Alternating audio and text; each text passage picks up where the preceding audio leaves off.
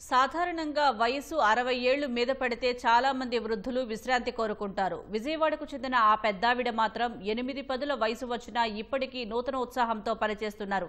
టీచర్గా ఉద్యోగ విరమణ చేశారు. కానీ విశ్రాంతి తీసుకోవడం లేదు. చిన్నారుల్లో తెలుగు భాషపై మక్కువ పెంచేందుకు కృషి చేస్తున్నారు. విజయవాడకు చెందిన ఈమె 85 ఏళ్ల కూరపాటి వైదేహి. ఉపాధ్యాయురాలిగా పనిచేసి ఉద్యోగ విరమణ పొందారు. సమాజానికి ఏదైనా చెయ్యాలన్న తపనతో పిల్లలకు ఉచితంగా భగవద్గీత బోధించడం ప్రారంభించారు. భగవద్గీత శ్లోకాలు, పద్యాలు, కవితలు, భక్తి గేయాలను కేవలం కంఠస్థం చేయించడమే కాకుండా వాటి అంతరార్థం, జీవన విధానం గురించి చిన్నారులకు అర్థమయ్యేలా విడమర్చి చెప్పడం ఈమె ప్రత్యేకత.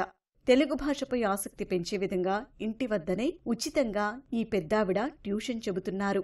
కేవలం పాఠాలే కాకుండా పిల్లలకు విలువలు, సంస్కృతి, సాంప్రదాయాలు, జీవన సిద్ధాంతాల గురించి బోధిస్తున్నారు.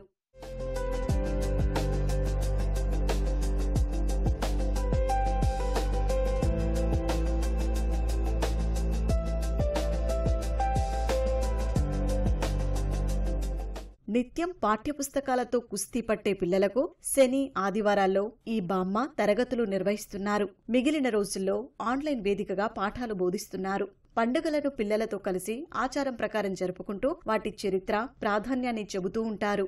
కేవలం భగవద్గీత బోధించి వదిలేకుండా జిల్లా, రాష్ట్ర, జాతీయ స్థాయి పోటీలకు పిల్లలను పంపిస్తుంటారు. ఉత్తమ ప్రదర్శనతో పిల్లలు అవార్డులు, బహుమతులు సాధిస్తున్నారు. బాలవిహార్లో స్టేట్ లెవెల్లో ఫస్ట్ వచ్చాను. భగవద్గీత 15వ అధ్యాయం పురుషోత్తంలో ఫస్ట్ వచ్చాను. నేను బామ్గారు క్లాస్ రాగానే ప్రేయర్ చెప్తాను, తొండము ఏకదంతము.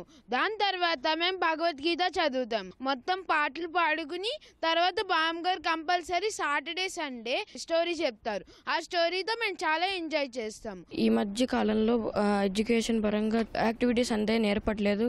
కాబట్టి బామ్మగారి దగ్గరికి వచ్చి భజనలు, పాటలు, శ్లోకాలు, భగవద్గీత అన్నీ వచ్చి నేర్చుకుని మన జ్ఞాపక శక్తి పెంచుకోవాలని నేను చాలా కాలం నుంచి వస్తున్నాను. పిల్లల్లో సృజనాత్మకతను పెంపొందించేందుకు స్వయంగా కథలు, సంభాషణలు రాసి వాటిని చిన్నారులతో ఈ పెద్దావిడ ప్రదర్శింపజేస్తారు.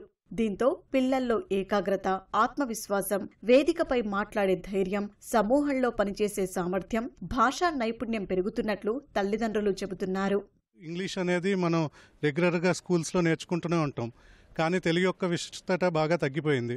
సో ఇక్కడికి రావటం మూలంగా ఏంటంటే పిల్లల యొక్క అవగాహన తెలుగులో పెరిగిద్ది. అలాగే పద్యాల యొక్క భావనలు అర్థమవుతున్నాయి.